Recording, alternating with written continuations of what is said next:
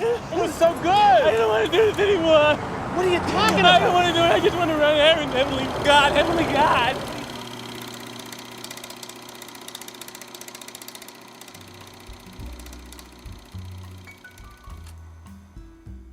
I've been revisiting the Steve Martin, Eddie Murphy film Bowfinger every few years since it came out in 1999.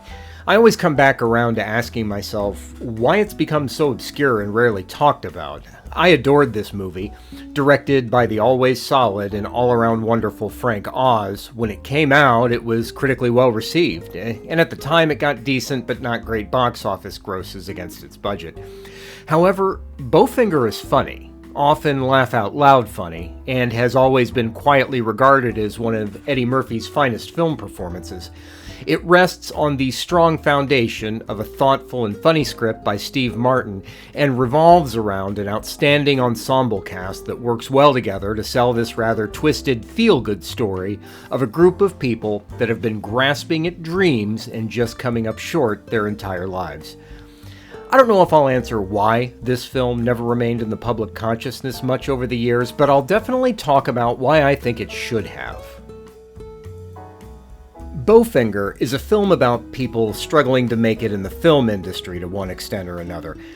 Through high school and college, that was me, too. I actually spent a lot of time making mostly awful and embarrassing work, but at least I had access to the equipment and education to learn the basics of the filmmaking craft, everything from shot selection, editing, and pacing scenes. The most important thing I learned, though, was how incredibly hard it was to even make the most simple of short subject films. But even when the work doesn't turn out the way you want, it is a frenzied, chaotic, desperately difficult, but intensely satisfying and fun experience.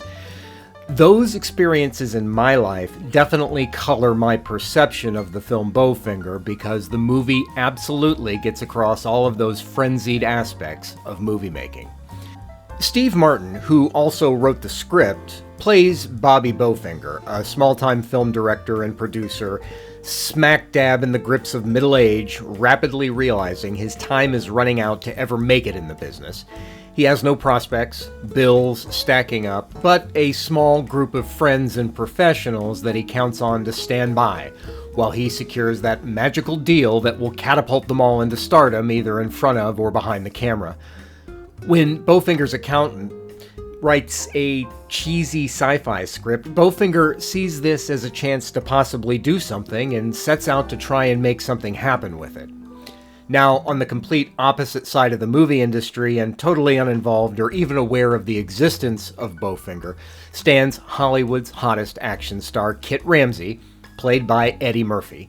Kit Ramsey is a guaranteed box office draw that is always looking for the next script that will make his star shine even brighter. But he has some problems. He's highly temperamental, and he's plagued by paranoid delusions and severe anger issues. His mental issues are not played for sympathy, though. He's desperately unlikable, and his interactions with his agent lead to highly flamboyant, over-the-top emotional outbursts that are moments that equal some of the most hilarious scenes Eddie Murphy has committed to screen. And Kit Ramsey is convinced that everyone is working against him in some vague conspiracy involving, well, it's never clear, but it's some mix of Hollywood racism and alien abduction. Whatever it is, watching Murphy play out these funny, sometimes scary delusions is a riot. And while a tad edgy, never really crosses the line or even goes the route of being offensive or political. Mainly because part of the problem is that Murphy's Kit Ramsey is also one of the many celebrity faces of a cult-like, semi-religious spiritual foundation called Mindhead. This is a thinly veiled jab at Scientology and its use of celebrity endorsements to give their brand credibility. Meanwhile, Martin's Bowfinger believes that if he can get his accountant's sci-fi script called Chubby Rain in front of Kit Ramsey, he can finally catch the lightning in a bottle that will make him the star filmmaker he's wanted to be his entire life. And he stupidly makes the promise to what's left of his loyal friends that he's going to get Ramsey to star. When this plan fails quickly, he decides to tell his crew of friends exactly the opposite, that he did get Kit Ramsey to sign, only under certain conditions. One, that he have no contact with any of them. Two, that he never sees the camera. And three, that because of some harebrained method acting style, will only work at a moment's notice when he feels he's ready to do a scene. Basically, he wants to take everyone around, follow Ramsey with a camera, and shoot the movie around Ramsey without him ever even knowing he's in it. Think this can't possibly work? You're right. And Bowfinger knows it too, but he convinces himself that it can. Now let's get something straight. While Bowfinger's intentions are not evil or bad, his heart is not pure, and he is not a good person.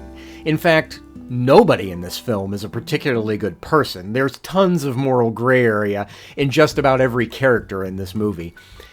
That is, until we meet the character of Jiff, also played by Eddie Murphy. Jiff is a nebbish, nerdish nobody that Bowfinger hires as Kit Ramsey's stand-in or body double when he realizes that his scheme can't possibly work. And since Jiff looks remarkably like Kit Ramsey, he feels he's found his loophole to really pull this scheme off. Jiff's innocence and naivete are the true and only moral center to the movie Bowfinger. Would you be willing to cut your hair? Yes, but it's usually better if someone else does it. I've had a few accidents. Now let's stop here and talk about what makes this film special. Eddie Murphy plays both roles, Kit Ramsey and the hapless Jiff. Yet they are completely different characters on opposite ends of the spectrum. When Murphy portrays Jiff, he is completely unrecognizable, and there is virtually no makeup involved other than a pair of glasses, some slightly different hair, and some plastic appliances that extend his ears out slightly.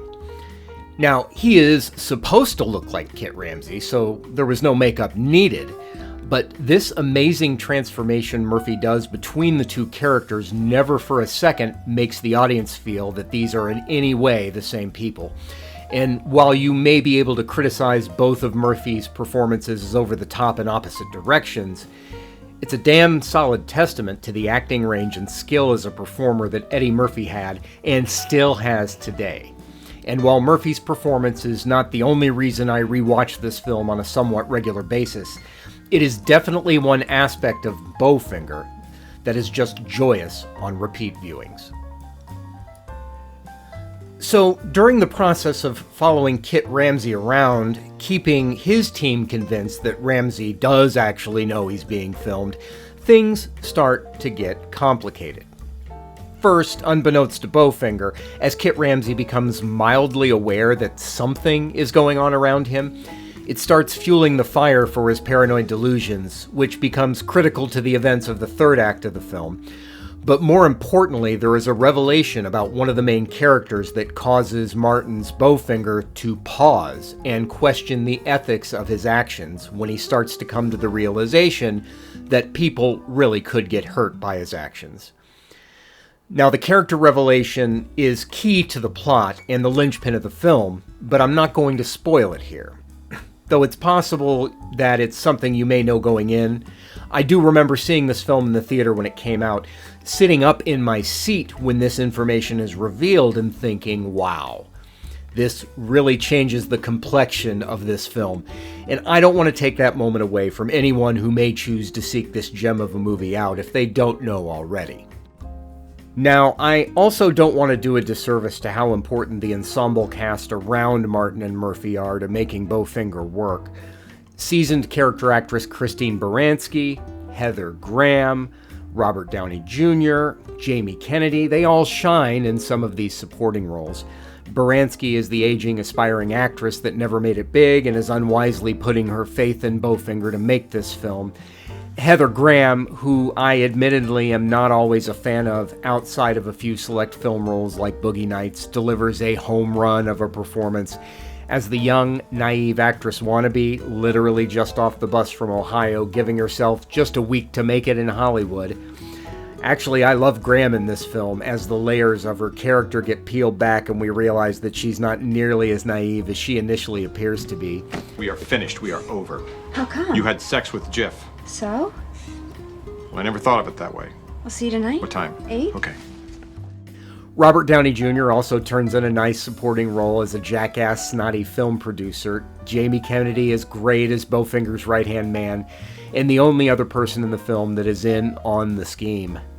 And last, but definitely not least, is Terrence Stamp, playing the straight man and the head of the Mindhead cult that is both trying to keep Kit Ramsey firmly in the grasp of their cult while at the same time trying to temper Ramsey's delusions and compulsions as to not embarrass their organization. This cast comes together well and sells this outrageous concept. Now, what pulls all of these great performances and great ideas together, though, is Steve Martin's script. Martin gives everyone, even the most minor of characters, something to do in some deeper aspect that is developed in some subtle way. There is a lot of heart in Martin's script around this mishmash of satire, social commentary, and slapstick moments.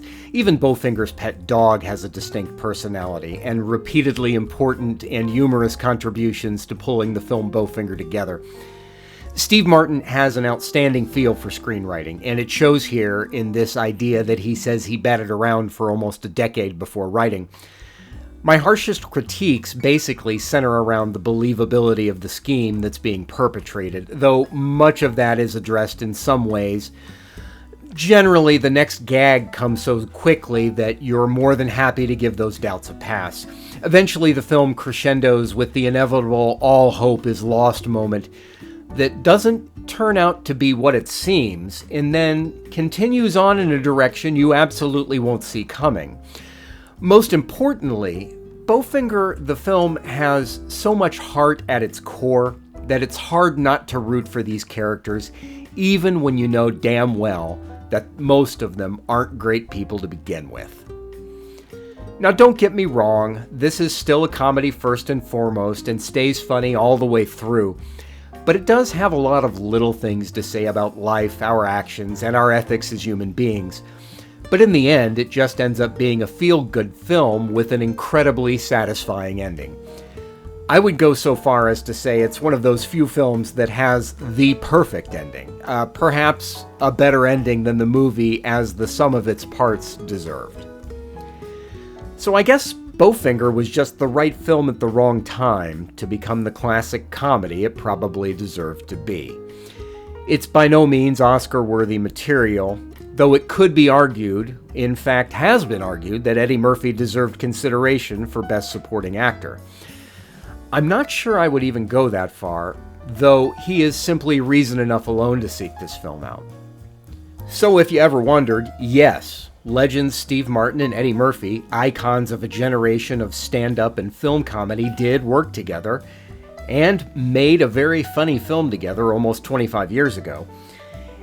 And it's a damn shame not enough people saw it. I not only love it for the performances and the comedy, but for my complete and utter surrender to the premise, because of my experiences as an aspiring and hapless young filmmaker myself, churning out mostly trash in my undergrad years, literally with a USC film school application sitting on my desk back in my college apartment.